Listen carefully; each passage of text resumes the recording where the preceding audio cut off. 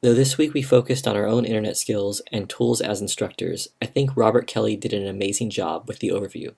So for this presentation, I will address course planning for online teaching while considering student technical skills and computer self-efficacy. Understanding the available Web 2.0 technologies and how they fit in your pedagogy is essential for an online instructor. But when you're doing the initial planning, there are a few things you should consider. First, are there any prerequisites for your course? What faculty teach those prerequisites, and do they use technology in their pedagogy?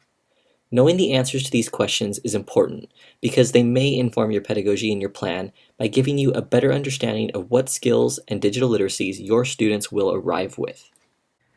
You may be wondering, why does this matter? The students will learn to use whatever technologies I put in front of them. My answer is, it matters because students not only need to master the tools you introduce, but your material as well. The tools are meant to facilitate the learning process, not exponentially add to the time required for the learning process.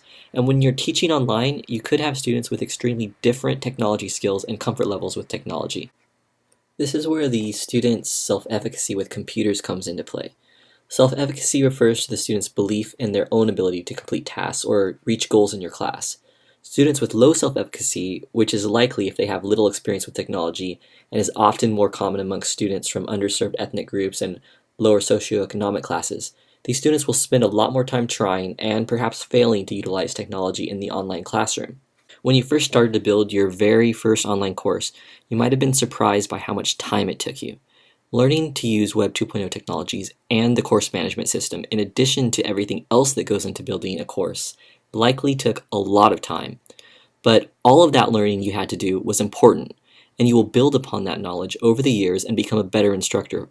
You'll build curriculum with technology faster. You'll learn how to build more engaging curriculum. However, the time investment on your part was great or is great right now because this is just the beginning. Students who experience using a new technology in your course will likely reap great benefits as well. They will use that knowledge to learn other Web 2.0 technologies. However, learning something new requires a substantial time investment. I'm going to talk about a few things I've tried this semester to help out students with the technology learning curve. I've done face-to-face sessions with the students with the least computer experience just to get them started. I've introduced those students to the on-campus computing resources where they can get help. These places are computer labs with instructional assistants who can provide one-on-one support when needed. I've included a tech support discussion topic where tech-savvy classmates and I can answer any questions. So far, I've seen no activity here. I've added practice activities that students can do before submitting assignments. They can practice submitting to the Dropbox, submitting a quiz, or posting to the discussion. I've also provided detailed yet short videos about how to use Web 2.0 technology as well as written instructions for any assignment.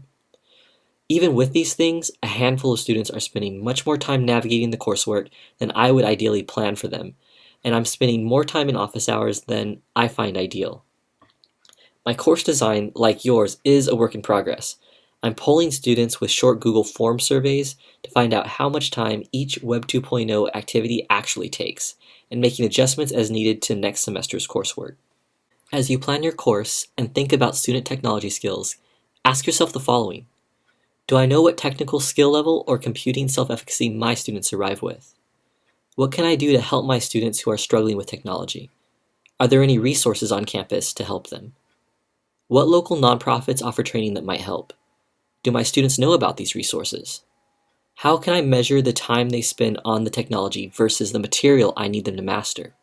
Should I survey my students? Can I partner with colleagues in other departments who feed into my class to utilize similar Web 2.0 tools to reduce the student tech learning curve? After considering these things, if you find changes to your plan are necessary, you may want to try incremental changes and surveys to discover the impacts of those changes. Take your time and see what's working. Don't do everything all at once. Thank you for taking the time to listen to this presentation, and thank you for all of your support and feedback.